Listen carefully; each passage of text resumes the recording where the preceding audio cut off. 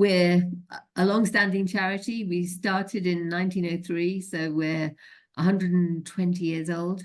We started off by supporting single mothers and aiming to enable them to remain with their children.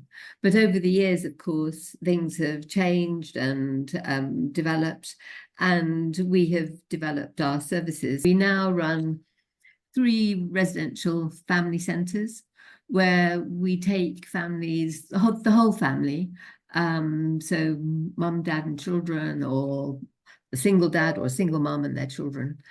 And these are families who are really having difficulty with parenting, and that could be because of additional issues around maybe domestic abuse or mental ill health or learning disabilities.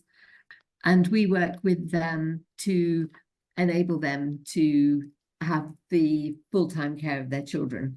One of the things that we've introduced over the last few years is we have a project called Securing Change.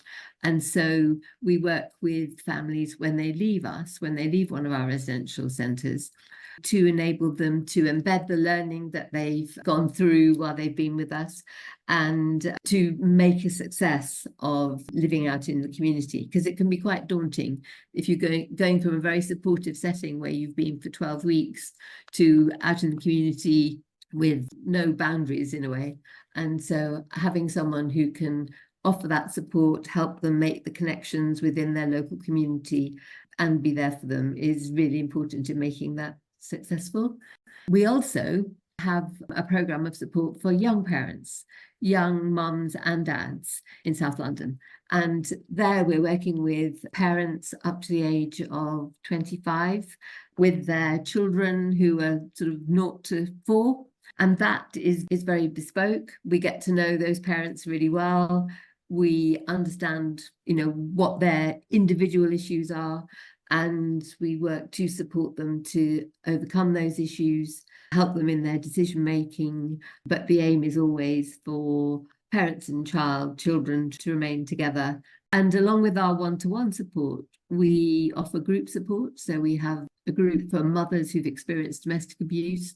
We have a sort of a cook-up group where people learn how to cook on a low budget and make really nutritious meals. And we have a sort of family day on a Friday where there's day and play, cooked lunch, and activities in the afternoon that usually relate to issues around parenting and also issues that the mums and dads are wanting us to discuss with them. We run a programme called Caring Dads, which works with dads who have been abusive in the past and maybe neglectful of their child.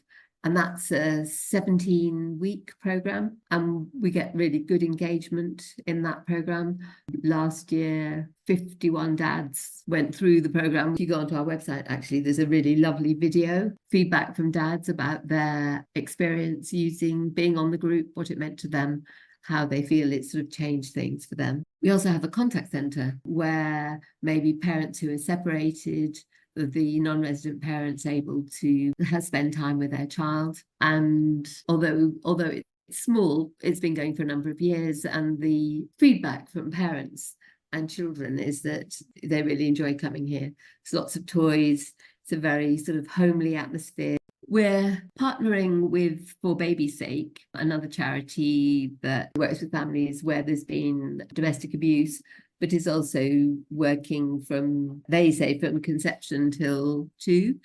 And the focus of their campaign, which we're keen to be involved in, is trying to bring about change in terms of the high rates of maternal death, particularly among those Black minority ethnic groups of women. If you're a woman of colour, you're 4 times more likely to die than a white woman, which is a really shocking statistic. I know that lots is happening to address that and reduce it, but it's something important to highlight.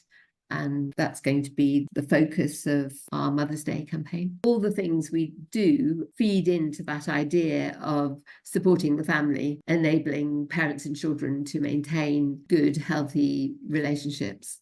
And we know that, parenting is the single most important factor affecting children and their own outcomes.